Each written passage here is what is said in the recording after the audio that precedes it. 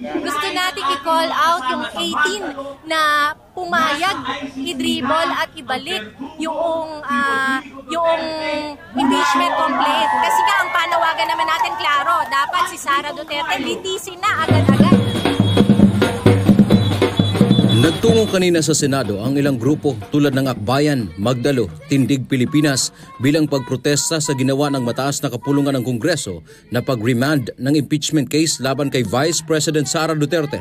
This is not just a betrayal of the Constitution. This is also a betrayal of public trust reposed on the members of the Senate. Itinanggi naman ni Senators Ronald Bato de la Rosa at Joel Villanueva ang isyu na planado ang pag-remand o pagbalik ng impeachment complaint sa Kamara.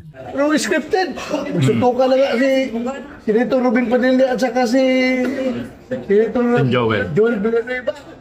Yun ang script na gusto niyo, sutukan. Of course not. Of course not. There's no plan at all na i-convene nga ang impeachment court. In fact, a few hours, if I'm not mistaken, I've spoken with you guys outside the session hall, and I made mention that anytime anyone can move or give a motion, no, sa floor.